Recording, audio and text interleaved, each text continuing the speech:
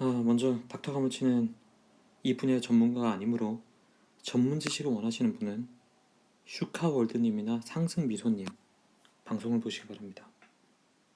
자, 안녕하세요. 닥터가무치입니다. 오늘은 증시에 대해 폭락, 금융위기에 대해서 한번 알아볼게요. 그동안 월가가 얼마나 탐욕스러웠나 한번 보겠습니다. 자, 연준에서 돈을 찍어냅니다. 이 돈은 어디로 갈까요?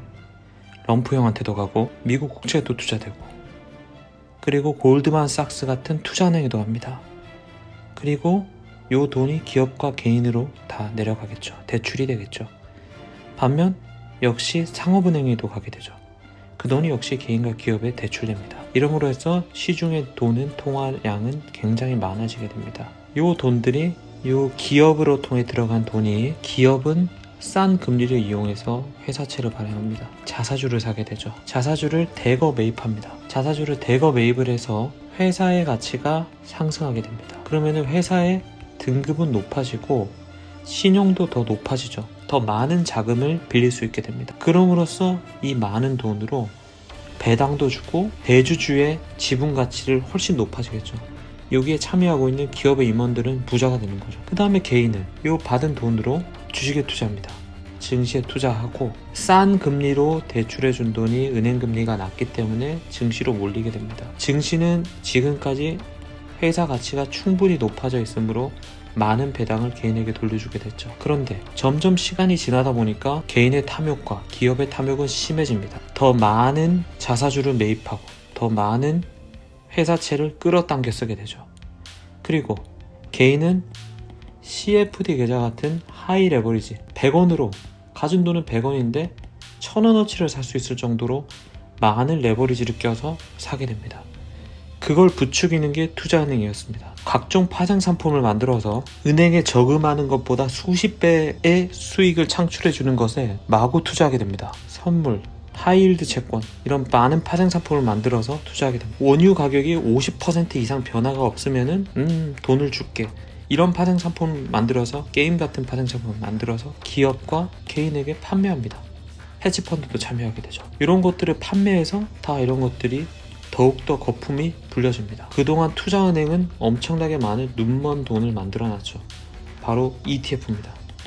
ETF는 그냥 돈이 따라가는 대로 그냥 뒤따라가는 겁니다. 이 눈먼 돈이 그냥 오르네? 나도 가야겠다? 눈먼 돈이 그냥 가게 됩니다. 탐욕은 더 심해집니다. 퇴직연금을 은행에 맡겼을 때 아주 적은 이자를 주기 때문에 럼프형도 이걸 굉장히 좋아했었습니다. 퇴직연금도 주식에 투자합니다. 원금을 잃을 수도 있는데도 말이죠. 예전에는 이런 상업은행들이 이런 파생상품이나 고위험 상품에 투자할 수 없게 만드는 볼코룰이 있었습니다. 그거를 럼프형이 없앴습니다. 그럼으로써 더 이 상업은행들마저도 탐욕스러운 투자를 하게 되죠. 거품에 거품을 낳게 됩니다. 100원을 가지고 1000원어치를 살 수 있게 됩니다. 점점 많은 거품들이 여기에 뭉쳐있죠. 어디가 원인인지도 몰랐습니다. 회사의 등급은 높아졌습니다. 이렇게 자금은 선순환합니다. 그러나 어느 날이었습니다. 전염병이 창궐을 하게 됩니다. 기존에 돌던 돈이 돌지 않게 됩니다. 기업은 푸틴 형님 때문에 기름값이 폭락하고 회사가 부실해집니다. 회사가 부실할 수 있다? 이 회사는 이 정도의 등급이 아니었다는 걸 알게 됐죠. 자금이 급해졌습니다. 개인에게는 월급을 지급해야 됐습니다. 그런 월급을 계속 지급해야 되고 회사는 당장 자금이 급해졌습니다. 자사주를 팔 수밖에 없었죠. 하지만 이 가격은 계속 곤두박질 칩니다. 개인도 공포에 고 레버리지를 낀 자금을 팔게 되죠. 왜? 100원을 가지고 10배를 만들어서 투자할 수 있었는데 이게 800원이 됐습니다. 이 사람은 원금까지 손실해서 마이너스 100원입니다. 그러면 급해진 개인은 반대 매매를 당하게 되죠. 마찬가지입니다. 기업도 마찬가지예요. 그리고 이 투자은행도 마찬가지입니다. 각종 은행들이 반대 매매, 즉 담보금 이하 빠르게 매도를 해서 현금을 확보해야 되는 상황까지 내몰리게 됐습니다. 기업은 회사가 망할 수 있다. 회사의 가치가 적정보다 이상으로 가게 됐다. 빨리 투자은행과 상업은행으로부터 자금을 받아야 되나? 이 회사의 부실을 알게 된 이 은행들은 대출을 안 해줍니다. 이 대출이 끊기게 된 은행은 개인에게 돈을 지급할 수 없게 되고 개인의 부실도 더 심해집니다. 증시에는 매도 폭탄이 떨어지게 되죠.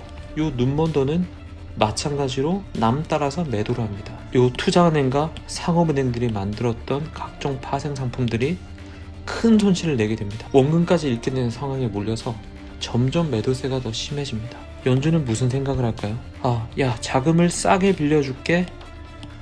얘들아, 빨리 돈 좀 뿌려. 이렇게 되겠죠. 근데 금리를 내린다 하더라도 언제 망할 수 있는 기업과 개인에게 요 은행들이 돈을 빌려줄 수 있을까요? 정작 자기도 각종 파생 상품 때문에 부실이 생겼죠. 푸틴 형님이 유가를 폭락시켰습니다. 원유 관련 기업들의 가치가 뚝 떨어지죠. 언제 파산할지 모르게 됐습니다. 그런 상황이죠. 그렇게 되면 뭘 팔아야 될까요? 가지고 있는 자산을 팔아야 됩니다. 제일 팔기 쉬운 게 뭘까요? 금, 은, 채권, 이런 것들. 증시와 함께 금과 은과 채권, 팔라듐 이런 보석 같은 것들이 가격이 뚝뚝 떨어지는 이유가 됩니다. 연준이 금리를 낮춰도 아무도 대출을 하지 않고 부실을 떠안으려고 하지 않습니다. 럼프 형에게 국채를 사줘도 국채를 쓸 방법이 없습니다. 연준은 금리를 뚝 내려서 대출을 해주려고 해도 아무도 대출을 하려고 하지 않고, 그래서 시장의 기대는 요 부실화된 채권과 기업 어음을 연준이 사줘라. 그렇다면은 요 순환고리가 다 좋아지게 되는 거죠. 더 자산을 내팔지 않아도 되는 상황이 오게 되는 거죠. 이미 망한 개인들이나 일부 파생 상품은 망할 수밖에 없습니다. 요거를 반드시 구제해야 되는 이유는 퇴직연금까지 걸려있는 상황이고, 개인과 기업, 각종 은행들이 모두 여기에 엮여 있다는 겁니다. 이 관련된 파생 상품만 해도 실제 가치보다 몇 배나 더 부풀려져 있기 때문에 요 고리가 한번 무너졌을 때 정말 도미노처럼 개인, 기업, 투자은행 다 무너져 버립니다. 눈먼 돈은 그냥 거기에 따라갈 뿐입니다. 위기입니다. 러시아는 왜 이랬을까요? 그래서 모두가 바라는 거는 아까 얘기 드렸듯이 요 회사의 부실을 연준 네가 떠안아라 하는 겁니다. 요때까지는 급락 장세가 연출될 가능성이 아주 높을 거라 생각됩니다. 닥터가무치였습니다.